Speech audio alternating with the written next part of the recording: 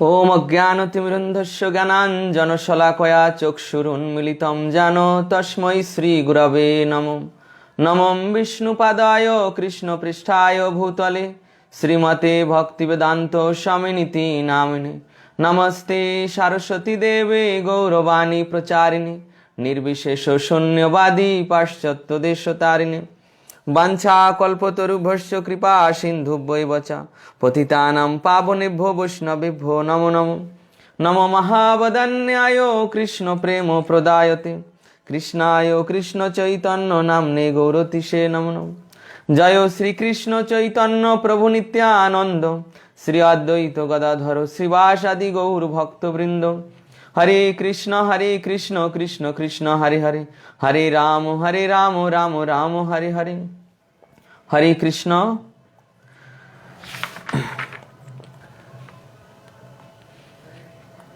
श्रीमद् भगवद गीता प्रथम अध्याये पूर्वेर क्लासे आलोचना हयेछिल प्रथम अध्याय विषाद योगेर प्रथम श्लोक द्वितीय श्लोक एवं तृतीय श्लोक। प्रथम श्लोके कुरुक्षेत्रे युद्धे धृतराष्ट्र तार सचिव संजय के बोलेছিলেন যে ধর্মক্ষেত্র কুরুক্ষেত্রে সমবেত হয়ে আমার পুত্রগণ এবং পাণ্ডুর পুত্রগণ কি করলেন। এই যে তারা প্রশ্ন করেছিলেন, প্রশ্ন যখন করলেন, প্রশ্ন করার পর সঞ্জয় উত্তর দিলেন। সঞ্জয় উত্তর দিচ্ছেন যে কুরুক্ষেত্রের যুদ্ধে আপনার যে পুত্র দুর্যোধন, এই দুর্যোধন তিনি পাণ্ডবদের সৈন্যসজ্জা দর্শন করে তার অস্ত্রগুরু হচ্ছে দ্রোণাচার্য, সেই দ্রোণাচার্যের কাছে গেলেন। দ্রোণাচার্যের কাছে গিয়ে বলছেন যে হে আচার্য, দেখুন আপনি কত বড় ভুল করেছেন, জেনে শুনে কত বড় ভুল করেছেন যে আপনার মৃত্যুর কারণ সেই দ্রুপদের পুত্র ধৃষ্টদ্যুম্ন, যে আপনার মৃত্যুর কারণ, তাকে আপনি রণকৌশল শিখিয়েছেন, তাকে আপনি যুদ্ধ বিগ্রহ শিখিয়েছেন, আপনাকে মেরে ফেলার অস্ত্রবিদ্যা তাকে শিখিয়েছেন। আর দেখুন এসে আমাদের সামনে কেমনভাবে পাণ্ডবদের সৈন্যসজ্জা দর্শন করে দাঁড়িয়ে আছে। হ্যাঁ, আপনি কত বড় ভুল করেছেন যে আপনার চিরশত্রু দ্রুপদ তার পুত্র। এইভাবে রাজা দুর্যোধন দ্রোণাচার্য গুরুদেবকে বলছেন, অস্ত্রগুরু দ্রোণাচার্যকে এইভাবে তাকে পরামর্শ দিচ্ছেন, তার দোষ নির্দেশ করেছেন যে আপনার দ্বারা এই প্রকার ভুল হয়ে গিয়েছে। তৃতীয় শ্লোকে আমাদের এই পর্যন্ত হয়েছিল। যারা প্রথম ক্লাসে অংশগ্রহণ করতে পারেননি, গ্রুপে তাদের প্রথম ক্লাসটি সেন্ড করা হবে, আপনারা দেখে নেবেন। চতুর্থ শ্লোক থেকে আমাদের আজ শুরু হবে চতুর্থ শ্লোক। এই চতুর্থ শ্লোকে চতুর্থ থেকে একাদশ শ্লোক পর্যন্ত আমরা আজকে অধ্যয়ন করব। চতুর্থ থেকে একাদশ শ্লোক, যেহেতু এখানে বিশেষ বিবরণ নেই, শুধু শ্লোকগুলোই রয়েছে, অনুবাদ রয়েছে, বিশেষ বিবরণ নেই, এবং এখানে শুধু যে সেনানায়ক তাদের নাম।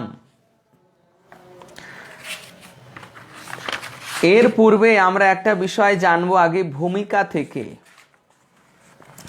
ভূমিকা থেকে একটা বিষয় জানবো, সেটা হচ্ছে যে গ্রুপে আমি সেন্ড করেছিলাম 12টি বিষয় সেন্ড করেছিলাম। সেই 12টি বিষয় হচ্ছে নলেজ। প্রথমে হচ্ছে নলেজ, যারা গ্রুপে আগে ছিলেন গ্রুপে আগে পেয়েছেন বা যারা পরে যুক্ত হয়েছেন তাদেরকে গ্রুপে আমি পরে সেন্ড করে দেব। এখন আপনারা শুধু শ্রবণ করুন। প্রথম বিষয় ছিল নলেজ। নলেজ মানে জ্ঞান, যে এই সমগ্র ভগবদ গীতা থেকে আপনি কি জ্ঞান লাভ করছেন, সমগ্র ভগবদ গীতা থেকে আপনি কি জ্ঞান লাভ করছেন, এটা নলেজের ভিতর। এরপর দ্বিতীয় বিষয় থাকছে আন্ডারস্ট্যান্ডিং।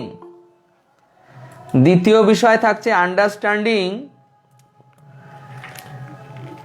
এগুলো যখন আপনি টিচিং করবেন তখন প্রয়োজন হবে, এটা আমি সেন্ড করব। আন্ডারস্ট্যান্ডিং বিষয়টা হচ্ছে যে কোনো একটা বিশেষ উক্তি দেওয়া হয়েছে, সেটা থেকে আপনি কি বুঝতে পারছেন, বা কোনো একটা তত্ত্ব প্রদান করা হয়েছে সেখান থেকে আপনি কি বুঝতে পারছেন। যেমন দিব্য জ্ঞান দান, দিব্য জ্ঞান দান এর উপর আপনি কি বুঝতে পারলেন, বা ভগবানের দিব্য প্রকৃতি এর উপর আপনার আন্ডারস্ট্যান্ডিং কি, মানে আপনার যে এটা কি অনুধাবন করলেন, দিব্য জ্ঞান সম্পর্কে আপনি কি অনুধাবন করলেন। তারপর রয়েছে পার্সোনাল অ্যাপ্লিকেশন।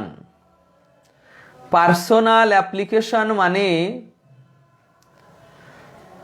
যে এমন একটা বিষয় এখানে রয়েছে ভগবদ গীতায়, সেটা কিভাবে আপনি আপনার ব্যক্তিগত জীবনে প্রয়োগ করবেন।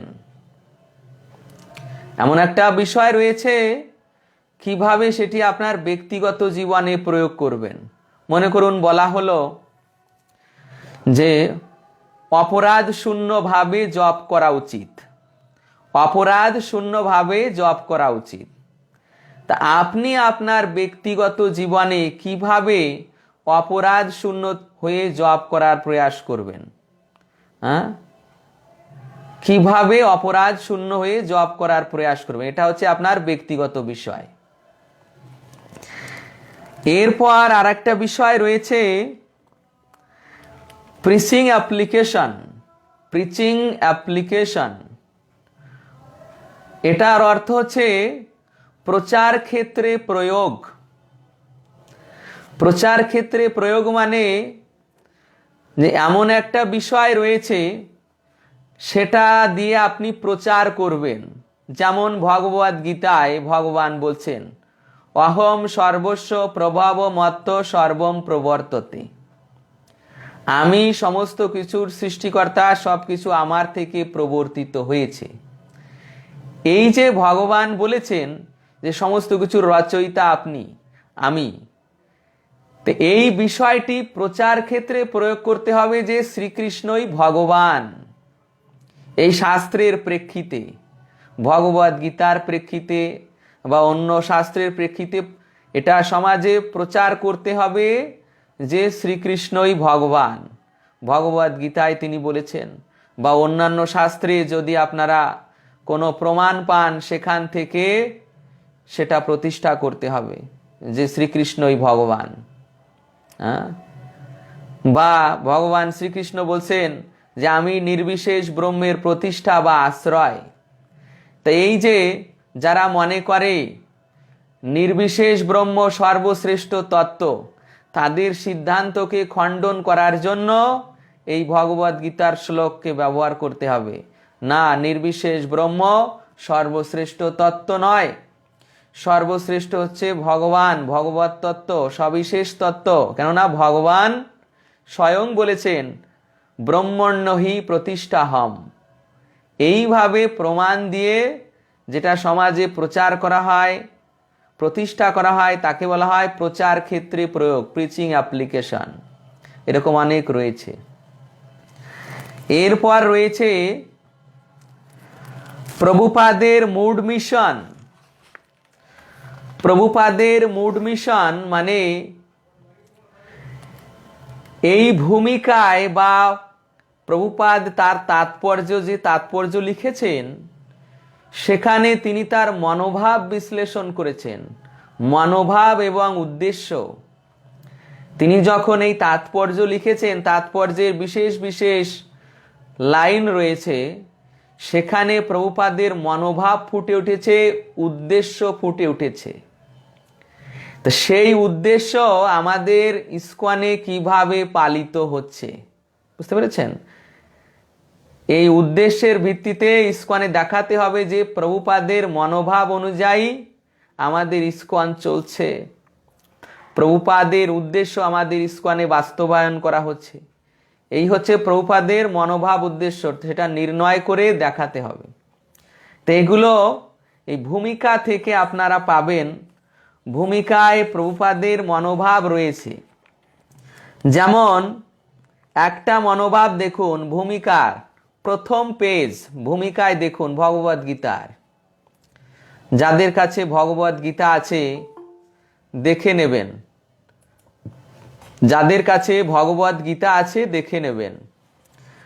প্রথম পেজের শেষের দিকে দেখুন, এই সম্পর্কে যদি আমার কোনো কৃতিত্ব থেকে থাকে তবে সেটি আমার ব্যক্তিগত কৃতিত্ব নয়, তা আমার পরমারাধ্য গুরুদেব ওম বিষ্ণুপাদ পরমহংস পরিব্রাজক আচার্য অষ্টোত্তরশত শ্রীশ্রীমৎ ভক্তি সিদ্ধান্ত সরস্বতী গোস্বামী প্রভুপাদের কৃতিত্ব। এটা হচ্ছে শিল প্রভুপাদের একটি মনোভাব, একে বলা হয় গুরুনিষ্ঠ মনোভাব। শিল প্রভুপাদের একটি বিশেষ মনোভাব, গুরুনিষ্ঠ মনোভাব, যে প্রভুপাদ তার সমস্ত কৃতিত্বকে তার গুরুদেবের কাছে অর্পণ করেছেন। সমস্ত কৃতিত্বকে তিনি গুরুদেবের নিকট অর্পণ করেছেন, যে আমার যে কৃতিত্ব সেটা আসলে আমার গুরুদেবের কৃতিত্ব। এই হচ্ছে তার গুরুনিষ্ঠ মনোভাব। তো এগুলো আপনারা পরে পরে জানবেন। ভূমিকাটা এই জন্য সকলে বারবার পড়বেন।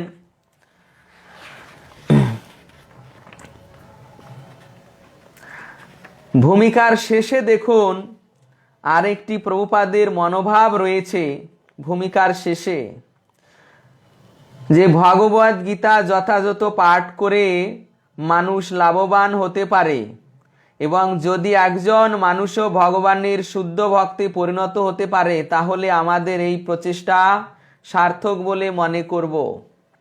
ভূমিকার শেষে এটা রয়েছে, যেখানেও ছিল প্রভুপাদের একটি মনোভাব প্রকাশিত হয়েছে, যে সেই মনোভাবের পরিপ্রেক্ষিতে ইস্কনে এই কৃষ্ণ ভাবনামৃত আন্দোলন প্রচার করা হচ্ছে এবং শুদ্ধ ভক্ত তৈরি করা হচ্ছে। সিস্টেমেটিক উপায়ে শুদ্ধ ভক্ত তৈরি করা হচ্ছে। এই যে আজকে কৃষ্ণ ভাবনামৃত সংঘ থেকে এত ক্লাস হচ্ছে, এত প্রচার হচ্ছে, গ্রন্থ ডিস্ট্রিবিউট হচ্ছে, বাকি অন্য কোনো সংঘ থেকে এই প্রকার এত প্রচার হয় না।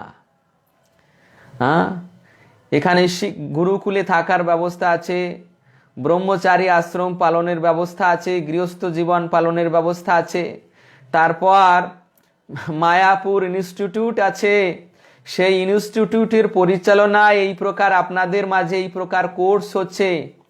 ভক্তি শাস্ত্রী, ভক্তি বৈভব, টিচার্স ট্রেনিং কোর্স, ভাগবত বিচার, এই প্রকার অনেক কোর্স হবে। অন্য কোনো সংঘ থেকে এই প্রকার এত পারমার্থিক শিক্ষা দেওয়া হয় না। এটা প্রভুপাদের কৃপা যে শুদ্ধ ভক্ত তৈরি করার জন্য প্রভুপাদ এই সমস্ত ব্যবস্থা করে গিয়েছেন। এটা ছিল প্রভুপাদের মনোভাব। এইভাবে মনোভাব উদ্দেশ্য রয়েছে। তো প্রথম ভূমিকা থেকে আপনারা পড়বেন, তারপর আমি পরবর্তী ক্লাসে আলোচনা করব, কেননা আজকে অধিকাংশ ভক্তই নতুন জয়েন করেছেন। অতএব পরবর্তী ক্লাসে আসার আগে আপনারা ভূমিকা অবশ্যই পাঠ করে আসবেন। এরপর আমরা সরাসরি চলে যাচ্ছি চতুর্থ শ্লোকে। চতুর্থ শ্লোক, চতুর্থ শ্লোক, কেননা প্রথম তিনটি শ্লোক আমরা অধ্যয়ন করেছি, সেটা আমি গ্রুপে সেন্ড করব, আপনারা দেখে নেবেন। চতুর্থ শ্লোক, আজকে যারা নতুন আছেন দেখে নেবেন কিভাবে শ্লোক অধ্যয়ন করতে হয়। চতুর্থ শ্লোকটি দেখুন, যাদের কাছে ভগবদ গীতা আছে। প্রথম 8টি বর্ণ দেখুন, প্রথম 8টি বর্ণ, প্রথম 8টি বর্ণ একে বলা হয় প্রথম অষ্টক, প্রথম অষ্টক।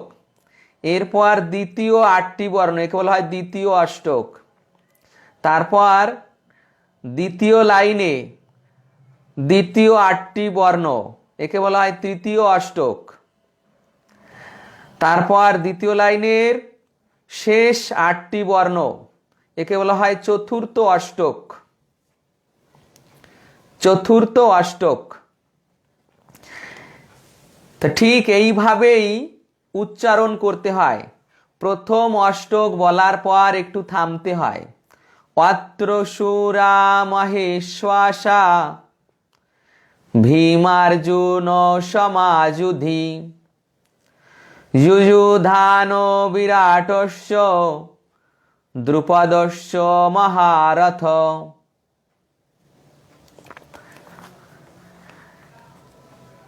ঠিক এইভাবে পঞ্চম শ্লোক ধৃষ্টকেতুশ্চেকিতান কাশীরাজস্য বীর্যবান পুরুজিৎ কুন্তি ভোজস্য শৈব্যস্য নরপুঙ্গব ইউধামন্যুশ্চ বিক্রান্ত উত্তমৌজাস্য বীর্যবান সৌভদ্র দ্রৌপদেয়াস্য সর্ব এব মহারথা। এইভাবে অষ্টক অষ্টক বর্ণ উচ্চারণ করে পড়তে হয়। এটাই হচ্ছে অনুষ্টুপ ছন্দ। হ্যাঁ, এই 2 লাইনের যেগুলো রয়েছে একে বলা হয় অনুষ্টুপ ছন্দ। এরপর যখন 4 লাইন আসবে তখন সেগুলো ভগবদ গীতায় যেটা 4 লাইনের শ্লোক আছে সেটা হচ্ছে ইন্দ্রবর্জা ছন্দ, আর একটা আছে উপেন্দ্রবর্জা ছন্দ। সেটা যখন আসবে তখন বলবো আমি। তো অনুবাদে বলা হচ্ছে দেখুন, সেই সমস্ত সেনাদের মধ্যে অনেকে ভীম ও অর্জুনের মতো বীর ধনুর্ধারী রয়েছেন এবং যুযুধান বিরাট ও দ্রুপদের মতো মহাযোদ্ধারা রয়েছেন। সেখানে ধৃষ্টকেতু, চেকিতান, কাশীরাজ, পুরুজিৎ, কুন্তিভোজ, শৈব্যের মতো অত্যন্ত বলবান যোদ্ধারাও রয়েছেন। সেখানে রয়েছেন অত্যন্ত বলবান যুধামন্যু, প্রবল পরাক্রমশালী উত্তমৌজা, সুভদ্রার পুত্র এবং দ্রৌপদীর পুত্রগণ। এই সব যোদ্ধারা সকলেই এক একজন মহারথী। তাৎপর্যে প্রভুপাদ বলছেন, যদিও দ্রোণাচার্যের অসীম শৌর্য, বীর্য এবং সামরিক কলা কৌশলের কাছে ধৃষ্টদ্যুম্ন ছিলেন এক অতি নগণ্য প্রতিবন্ধক। দুর্যোধন প্রথম অবস্থায় এই ধৃষ্টদ্যুম্নের সৈন্য সজ্জা দর্শন করে ভীত হয়েছিলেন। এখন বলা হচ্ছে, প্রভুপাদ তাৎপর্যে লিখছেন যে দ্রোণাচার্যের সামনে এই ধৃষ্টদ্যুম্নের যে শক্তি সেটা অত্যন্ত নগণ্য। কেননা দ্রোণাচার্যের বরদান রয়েছে। দ্রোণাচার্যের কি বরদান রয়েছে? যে তিনি যতক্ষণ ধনুর্বাণ ধারণ করে থাকবেন ততক্ষণ কেউ তাকে পরাজিত করতে পারবে না। হ্যাঁ, এত বড় বরদান। তারপর ভীষ্মদেবের বরদান যে তিনি তার ইচ্ছা মৃত্যু, তার যতক্ষণ না ইচ্ছা হবে ততক্ষণ কেউ তাকে মারতে পারবে না। হ্যাঁ, ইচ্ছা মৃত্যু বরদান। তারপর কৌরব পক্ষে আর একজন অশ্বত্থামা, তার অমরিবর, অর্থাৎ এই যে প্রলয়কাল পর্যন্ত তিনি জীবিত থাকবেন, এইভাবে তিনজন ব্যক্তি মহাযোদ্ধা, তার মধ্যে দ্রোণাচার্য, তিনি যতক্ষণ না ওই ধনুর্বাণ ত্যাগ করবেন ততক্ষণ কেউ তাকে হত্যা করতে পারবে না। তার কাছে এই যে ধৃষ্টদ্যুম্ন, সেটা অতি নগণ্য প্রতিবন্ধক। ধৃষ্টদ্যুম্ন, তার ভয়ে ভীত হওয়ার কোনো কারণই দ্রোণাচার্যের পক্ষে ছিল না। কিন্তু ধৃষ্টদ্যুম্ন ছাড়াও পাণ্ডব পক্ষে অনেক রতি মহারথী ছিলেন, যারা সত্যি সত্যি ভয়ের কারণ হয়ে দাঁড়িয়েছিলেন। পাণ্ডব পক্ষে অন্যান্য রতি মহারথীরা ছিলেন। এখানে বলা হয়েছে মহারথী। মহারথী মানে যিনি একসঙ্গে সহস্র যোদ্ধার সঙ্গে যুদ্ধ করতে পারেন। আমাদের শ্রীল বিশ্বনাথ চক্রবর্তী ঠাকুর টিকায় লিখছেন যে মহারথী কাকে বলে? যিনি একসঙ্গে সহস্র যোদ্ধার সঙ্গে যুদ্ধ করতে পারেন, তাকে বলা হয় মহারথী। আর অতিরথী, যিনি একসঙ্গে অসংখ্য যোদ্ধার সঙ্গে যুদ্ধ করতে পারেন, তাকে বলা হয় অতিরথী। আর রথী বা যোদ্ধা, যে তিনি একসঙ্গে একজন যোদ্ধার সঙ্গে যুদ্ধ করছেন, তাকে রথী বলা হয়। এইভাবে পাণ্ডব পক্ষে অনেক মহারথীরা ছিলেন, যারা সত্য সত্যই দুর্যোধনের ভয়ের কারণ হয়ে দাঁড়িয়েছিলেন। এখানে তাদের নাম দেওয়া হয়েছে। দেখুন যে প্রথমেই বলা হচ্ছে যে মহাশ্বাসা। মহাশ্বাসা মানে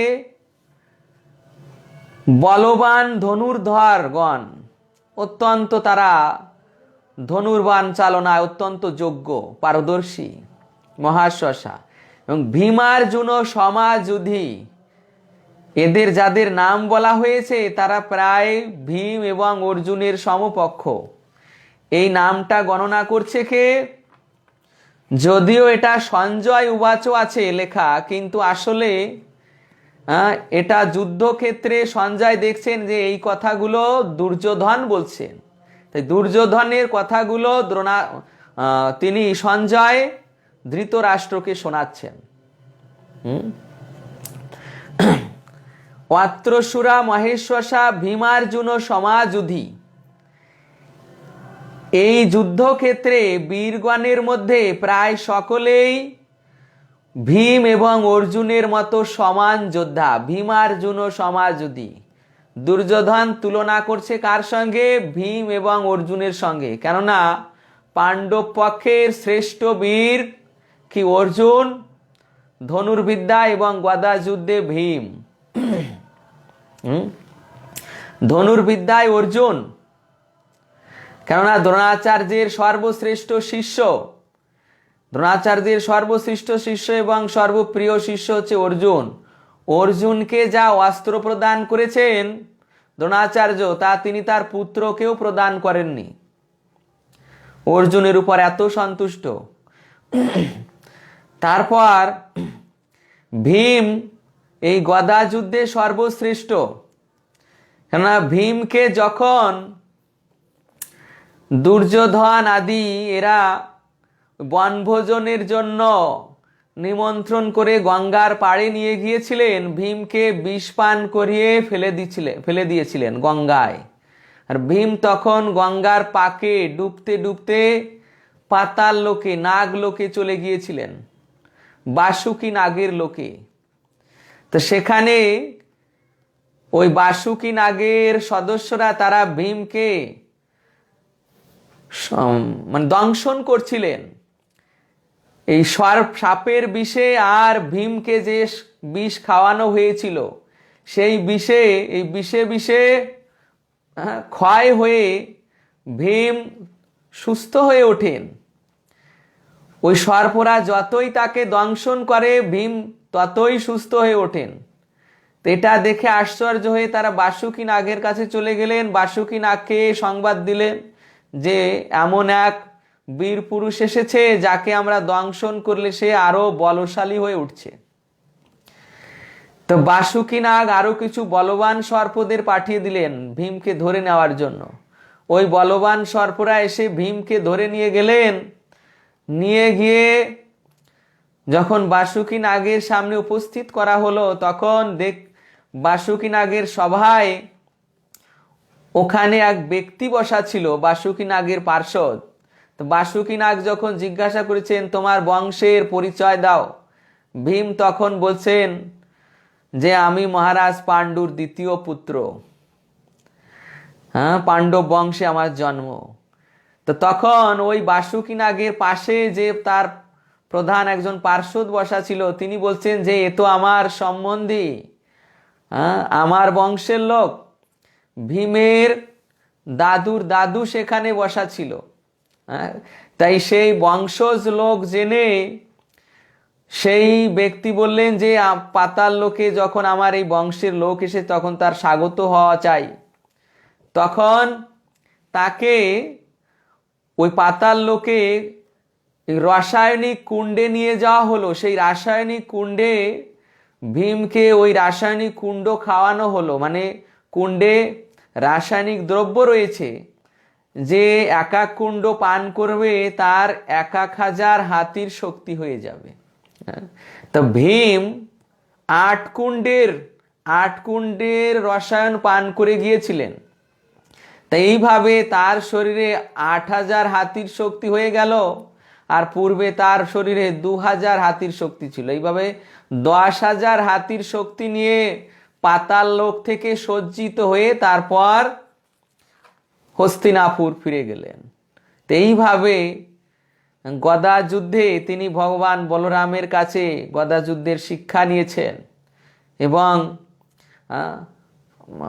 বিশেষভাবে পারদর্শী হয়েছেন, যে কর্ণ, দুর্যোধন আদি কেউ তার সঙ্গে গদা যুদ্ধে পারত না। এইভাবে গদা যুদ্ধে শ্রেষ্ঠ বীর ভীম ছিলেন এবং ধনুর্বাণে অর্জুন ছিলেন।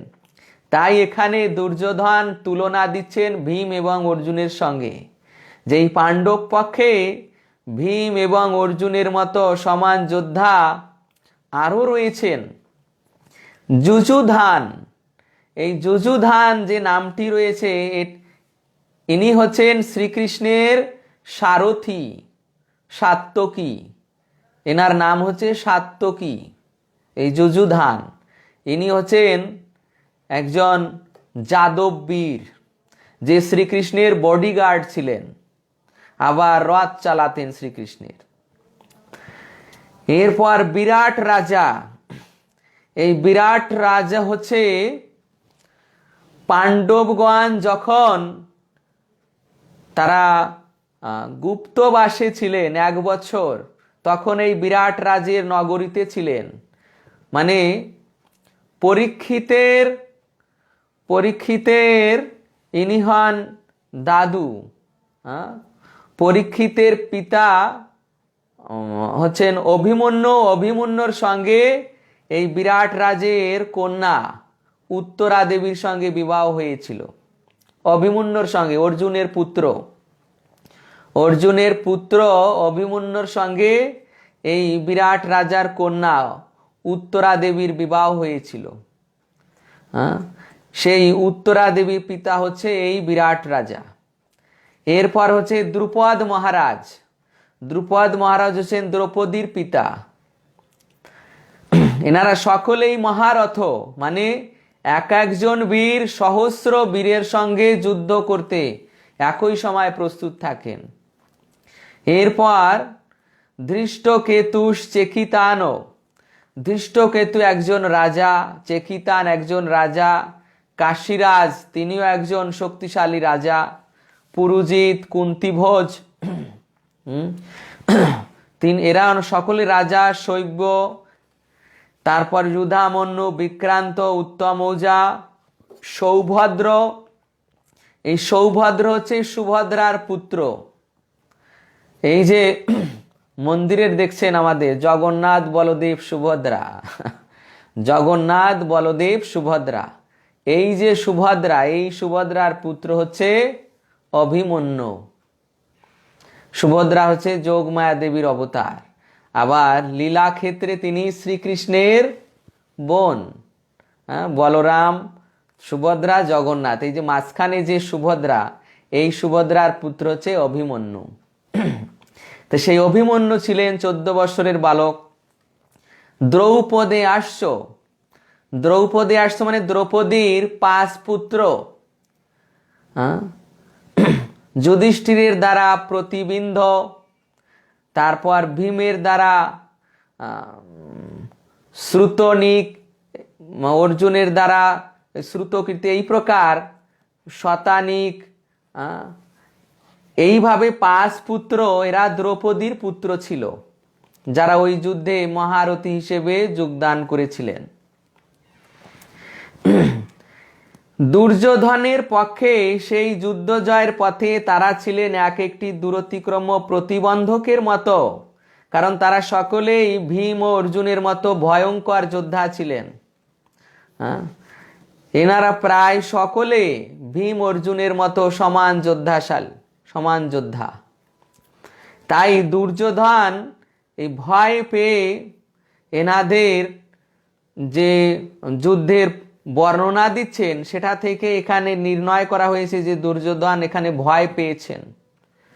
দুর্যোধন ভয় পেয়ে দ্রোণাচার্যের কাছে তাদের পরিচয় করে দিচ্ছেন।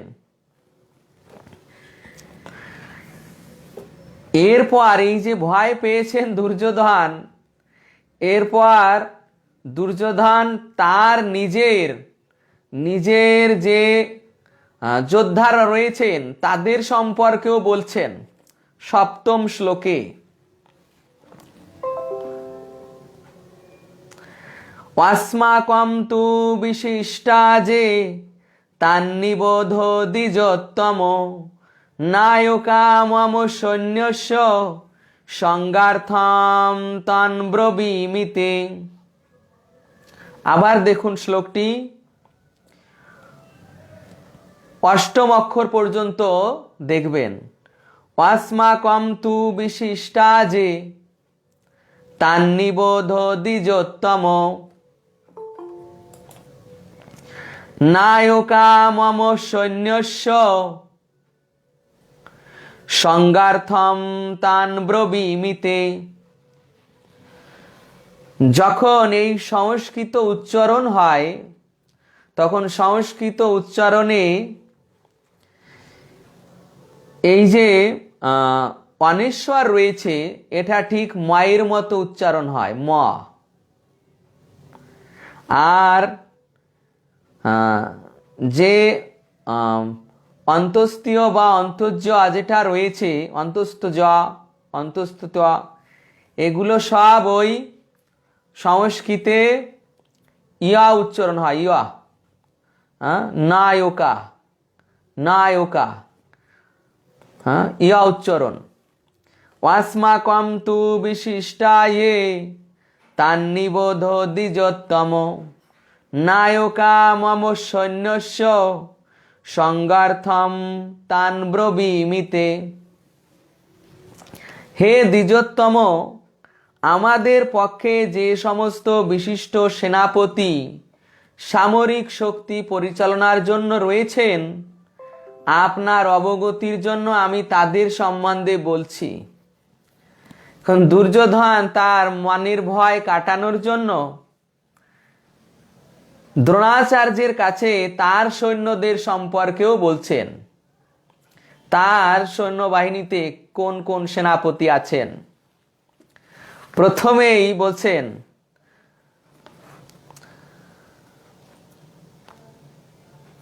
যে আপনার যাতে দৃষ্টিগোচর হয় যে এতক্ষণ তো আমি পাণ্ডবদের বীর যোদ্ধাদের পরিচয় দিয়েছি, আপনার যাতে আমার সৈন্যদের উপর আস্থা হয় যে আমার সেনাবাহিনীতেও কম বীর নেই বা কম যোদ্ধা নেই, আমার সেনাবাহিনীতেও অতি বড় বড় মহারথী আছেন। তা আপনার অবগতির জন্য আমি সেই সমস্ত সৈন্যদের বা সেনাপতিদের নাম আমি বর্ণনা করছি। যারা এই আমার সামরিক শক্তি পরিচালনায় রয়েছেন, ভবান ভীষ্মশ্চ কর্ণশ্চ, ভবান ভীষ্মশ্চ কর্ণশ্চ কৃপশ্চ সমিতিঞ্জয় অশ্বত্থামা বিকর্ণশ্চ সৌমদত্তি তথৈব চ। ভবান ভীষ্মশ্চ কর্ণশ্চ, ভবান মানে আপনি। কে বলছেন? দুর্যোধন। কাকে বলছেন? দ্রোণাচার্যকে। ভবান মানে আপনি। প্রথমেই দ্রোণাচার্যের নাম নিচ্ছেন, যেহেতু কিন্তু সেনানায়ক হচ্ছেন ভীষ্মদেব। প্রধান সেনানায়ক ছিলেন ভীষ্মদেব, এবং ভীষ্মদেবী সব থেকে মহাযোদ্ধা ছিলেন। ভগবানের পর কুরুক্ষেত্রের যুদ্ধে ভীষ্মদেবী ছিলেন সব থেকে শ্রেষ্ঠ যোদ্ধা। কিন্তু এখানে ভীষ্মদেবের নামটা পরে বলছেন, আগে দ্রোণাচার্যকে খুশি করার জন্য দ্রোণাচার্যের নামটা আগে বলছেন, ভবান আপনি। ভীষ্মশ্চ কর্ণশ্চ, ভীষ্মশ্চ মানে পিতামহ ভীষ্মদেব, কর্ণশ্চ মানে মহাবীর অঙ্গরাজ কর্ণ, যে কবচ কুণ্ডল নিয়ে জন্মগ্রহণ করেছিল, ওই কবচ কুণ্ডল তার কাছ থেকে না নিয়ে কেউ তাকে মারতে পারবে না। কেননা এই কর্ণ ছিল পূর্বজন্মে, তিনি ছিলেন সহস্র কবচ অসুর। সহস্র কবচ অসুর, এই কর্ণ ছিল সহস্র কবচ অসুর। জগতের লোক তাকে তো দাতা কর্ণ বলে জানে, দাতা কর্ণ বলে জানে, তার লীলা শ্রবণ করে, কিন্তু এ যে এক অসুর সেটা জগতের লোক জানে না। তাই ছিল ভক্তি সিদ্ধান্ত সরস্বতী প্রভুপাদ বলছেন যে কর্ণ আসলে একজন খলনায়ক।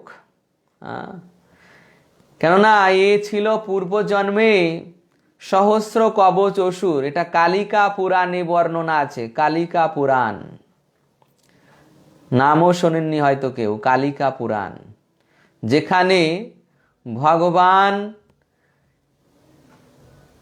নরনারায়ণ ঋষির কথা রয়েছে। নরনারায়ণ ঋষি আপনারা ভাগবতে শুনেছেন, ভগবান নরনারায়ণ ঋষি।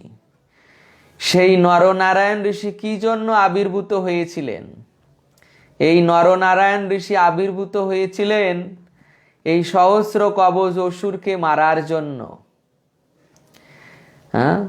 ঋষিরা ভগবানের কাছে প্রার্থনা করেছিলেন, আর ভগবান তখন নরনারায়ণ রূপে, ধর্ম মানে পিতা ধর্ম, আর মাতা হচ্ছে মূর্তি, ধর্ম এবং মূর্তিকে মাতা পিতা করে ভগবান নরনারায়ণ ওই বদ্রিকাশ্রমে ওখানে আবির্ভূত হয়েছিলেন। তো সেই যে নরনারায়ণ ঋষি তারা তপস্যা করেছিলেন, তো সেখানে তখন ওই ঋষিদের অত্যাচার করার জন্য এই সহস্র কবচ অসুর ছিলেন, যে সূর্যদেবের কাছ থেকে বরদান প্রাপ্ত হয়েছিলেন। যে সূর্যদেব তাকে বর দিয়েছিলেন, সহস্র কবচ তাকে দিয়েছিলেন, বলেছিলেন যে যিনি 1000 বছর আপনার সঙ্গে যুদ্ধ করতে পারবে, 1000 বছর যদি কেউ তোমার সঙ্গে যুদ্ধ করতে পারে, তবেই তোমার একটা কবচ নষ্ট হবে। 1000 বছর যুদ্ধ করবে, তারপর একটা কবচ নষ্ট হবে। এইভাবে যখন ওই সহস্র কবচ নষ্ট হবে, তখন তোমার মৃত্যু হবে, তার আগে তোমার মৃত্যু হবে না। তো এত বড় বীর হয়ে যায় যে 1000 বছর কেউ যদি তার সঙ্গে যুদ্ধ করে, ওই তার একটা কবচ নষ্ট হবে, আর যে যুদ্ধ করবে সে মারা যাবে। বুঝতে পেরেছেন? যে যুদ্ধ করবে সে মারা যাবে। তো এত বড় বরদান ছিল। পরবর্তীতে ভগবান নরনারায়ণ ঋষি যখন তার সঙ্গে যুদ্ধ করলেন, প্রথমে ভগবান নারায়ণ যুদ্ধ করেছিলেন। নারায়ণ যুদ্ধ করার পর 1000 বছর পর তার ওই একটা কবচ নষ্ট হয়। একটা কবচ নষ্ট হলে ভগবান নারায়ণ সূর্যদেবের সেই প্রতিশ্রুতি বরদান রক্ষার জন্য তিনি মূর্ছিত হওয়ার লীলা অভিনয় করেছিলেন। আর নর ঋষি তখন সাধনা করছিলেন। নর ঋষি ওই 1000 বছর উঠে নারায়ণের মূর্ছা ভঙ্গ করে তিনি যুদ্ধ করতে শুরু করে দিলেন, নর ঋষি। এইভাবে প্রথমবার নারায়ণ একটা কবচ নষ্ট করে, দ্বিতীয়বার নর ঋষি কবচ নষ্ট করেন। এইভাবে যখন 999টি কবচ নষ্ট হয়ে যায়, তখন ওই সহস্র কবচ অসুর সে সূর্যদেবের ভিতর প্রবেশ করে পালিয়ে যায়। তাই ভগবান নরনারায়ণ তাকে ছেড়ে দিয়েছিলেন। তো সূর্যদেব পরবর্তীতে মাতা কুন্তির গর্ভে সেই সহস্র কবচ অসুরকে তিনি সন্তান রূপে প্রদান করেছিলেন। আর ওই সেই সহস্র কবচ অসুর কর্ণরূপে জন্মগ্রহণ করেছিলেন ওই কবচ কুণ্ডল নিয়ে। ওই একটা কবচ বাকি ছিল, ওই কবচ কুণ্ডল নিয়ে জন্মগ্রহণ করেছিল। তো প্রথমে মেরেছিল কে? নারায়ণ। আর কুরুক্ষেত্রে কে মারলেন? অর্জুন। এইভাবে তার সেই সহস্র কবচ নষ্ট হয়ে যায়। এইভাবে কর্ণ ছিল এই সহস্র কবচ অসুর। তারপর কৃপশ্চ। কৃপ হচ্ছে কৃপাচার্য। কৃপাচার্য যিনি পাণ্ডবদের বা কৌরব পক্ষের উভয় পক্ষের কুলগুরু ছিলেন, কৃপাচার্য। সমিতিঞ্জয়, ইনি একজন রাজা, সর্বদা সংগ্রামে বিজয়ী হয়ে থাকেন। এনারা সর্বদা সংগ্রামে বিজয়ী হয়ে থাকেন। সমিতিঞ্জয় মানে সর্বদা সংগ্রামে বিজয়ী হয়ে থাকেন।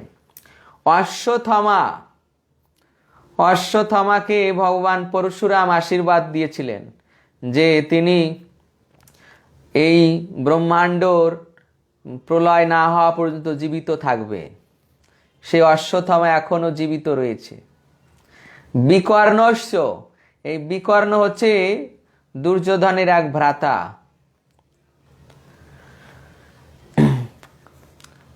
সৌম্যদত্তি, সৌম্যদত্তি মানে সোমদত্তের পুত্র ভূরিশ্রবা। এই ভূরিশ্রবাও মহাবীর ছিলেন, কেননা ইনি শিবের উপাসনা করেছিলেন। শিবের উপাসনা করে শিবকে সন্তুষ্ট করে শিবের কাছ থেকে এক গদা উপহার পেয়েছিলেন। যে শিব বলেছিলেন যে তুমি এই গদা যার দিকে প্রহার করবে সে নিশ্চিত মারা যাবে। তুমি এই গদা যার দিকে প্রহার করবে সে নিশ্চিত মারা যাবে। তবে যে যুদ্ধ করছে না তার দিকে যদি এই গদা চালাও তাহলে তোমাকে সে সংহার করবে। তাই এই যে ভূরিশ্রবা এই গদা অর্জুনের বিরুদ্ধে চালাতে গিয়েছিলেন, কিন্তু শ্রীকৃষ্ণ বুঝতে পেরে এমনভাবে রথ চালাচ্ছিলেন যে ওই রাগ করে শ্রীকৃষ্ণের বিরুদ্ধেই শ্রীকৃষ্ণকে মারার জন্যই গদা চালিয়ে দিয়েছিলেন। তো সেই গদা যখন শ্রীকৃষ্ণের বিরুদ্ধে চালালেন তখন শিবের ওই প্রতিজ্ঞা অনুসারে ওই গদা ফিরে এসে তাকে সংহার করে দিল। এইভাবে দুর্যোধন এখানে গণনা করছেন যে সেখানে রয়েছেন আপনার মতো ব্যক্তিত্বশালী ভীষ্ম, কর্ণ, কৃপাচার্য, অশ্বত্থামা, বিকর্ণ, সোমদত্তের পুত্র ভূরিশ্রবা, যারা সর্বদা সংগ্রামে বিজয়ী হয়ে থাকেন।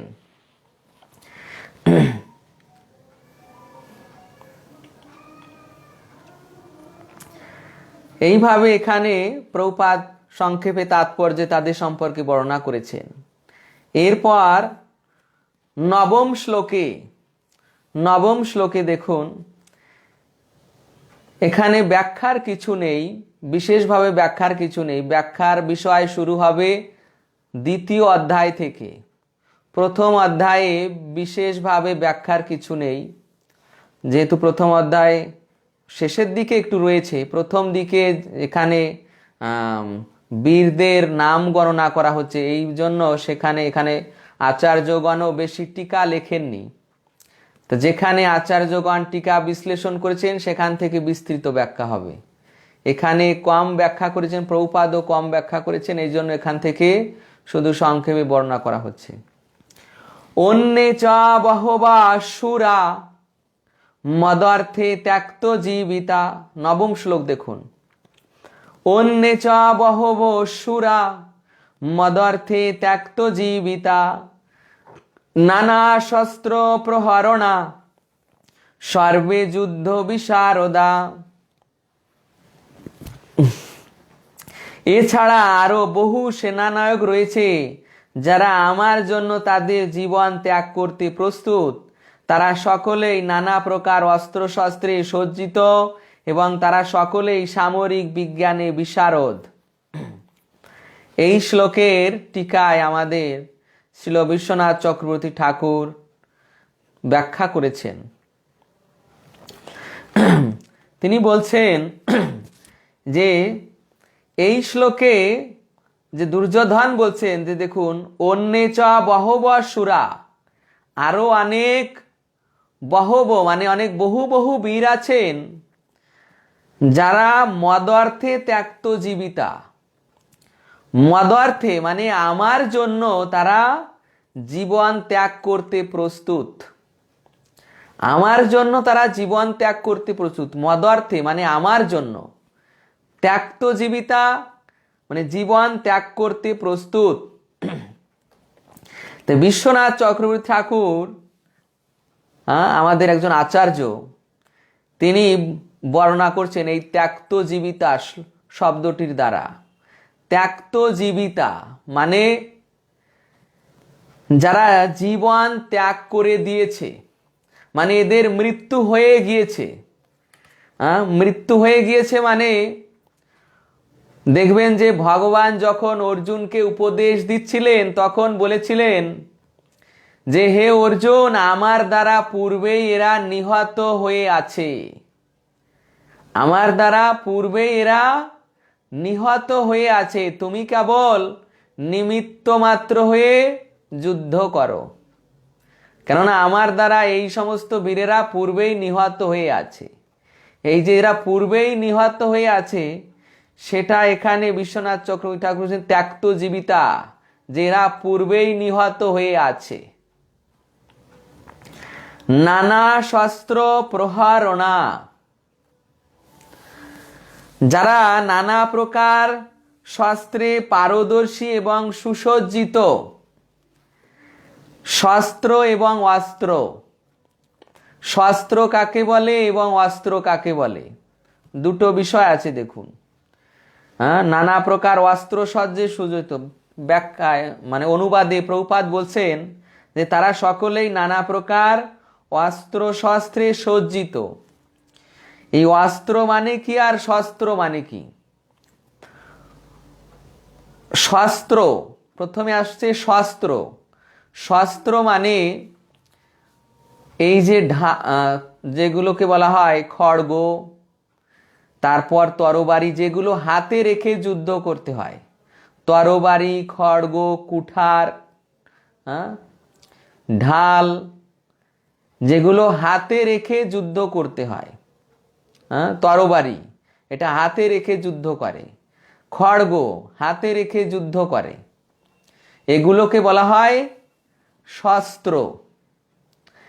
আর অস্ত্র যেগুলো নিক্ষেপ করা হয়, যেমন তীর নিক্ষেপ করা হয়, তারপর বর্ষা নিক্ষেপ করা হয়, ধারালো ত্রিশূলের মতো ত্রিশূল নিক্ষেপ করা হয়।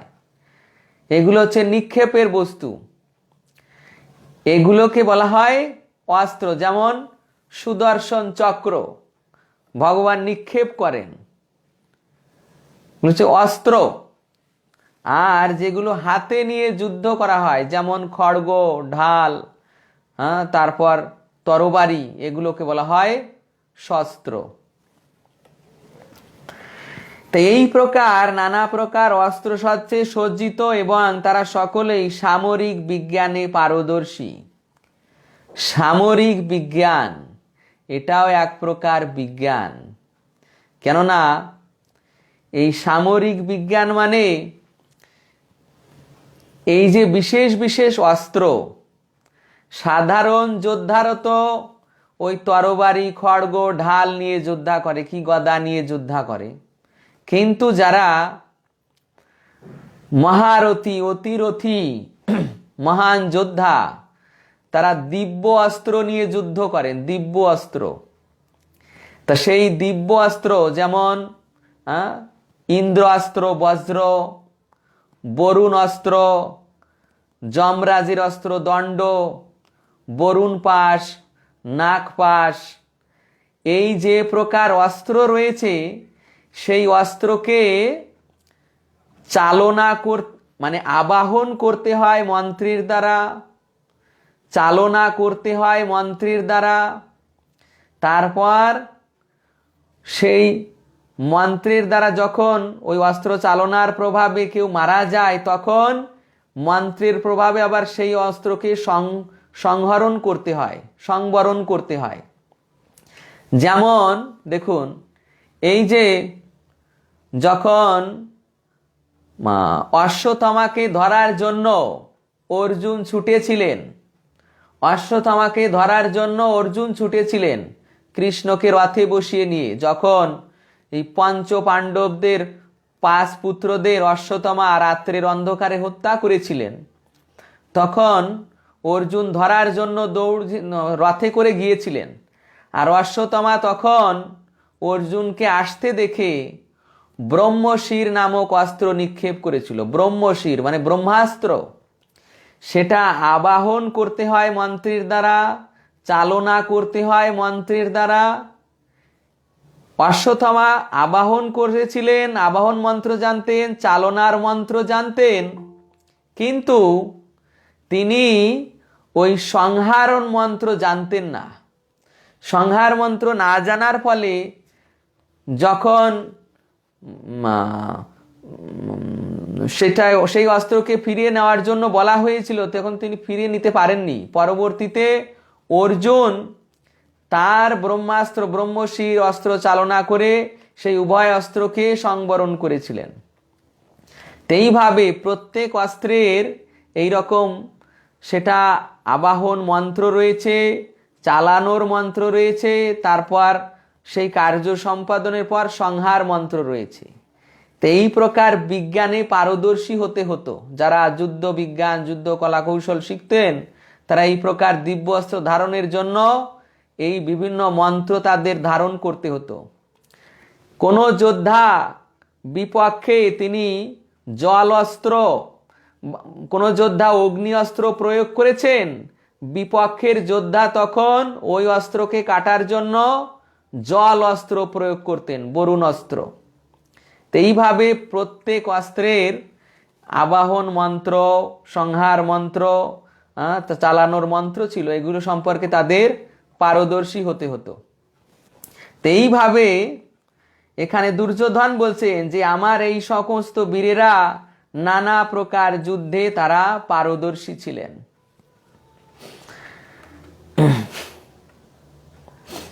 প্রভুপাদ এখানে তাৎপর্যে লিখছেন, অন্য আর যে সমস্ত বীরেরা দুর্যোধনের পক্ষে ছিলেন, জয়দ্রথ, কৃতবর্মা, শল্য আদি, এরা সকলেই দুর্যোধনের জন্য প্রাণ দিতে প্রস্তুত ছিলেন।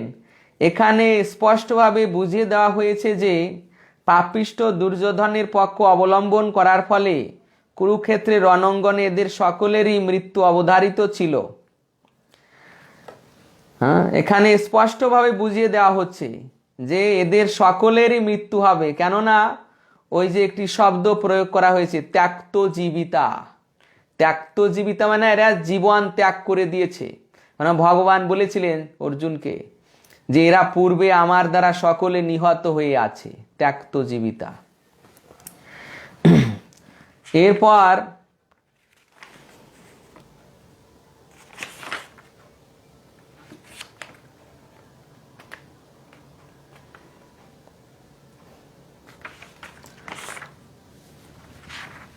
আমাদের আজ টাইম ওভার হয়ে গিয়েছে, আমি টাইম ওভার হয়ে গিয়েছে যখন, তখন আমি আর আগে যাব না, এখানেই বিশ্রাম রাখব। যে নবম শ্লোক পর্যন্ত হয়েছে এই শ্লোক পর্যন্তই থাকবে।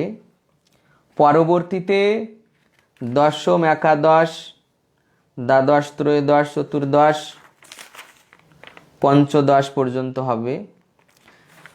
পরবর্তীতে যে পর্যন্ত হয়, তা আজকে এই পর্যন্ত হয়েছে, এই পর্যন্ত এখানে বিশ্রাম থাকবে, যেহেতু 8টা ওভার হয়ে গিয়েছে, 1 ঘন্টা ছিল ক্লাস। যদি আপনাদের কোনো প্রশ্ন থাকে তাহলে এখন আপনারা মোবাইল মিউট অন করে এটা প্রশ্ন করতে পারেন। আর আমি কিছু বিষয় বর্ণনা করছি আরও। হরে কৃষ্ণ।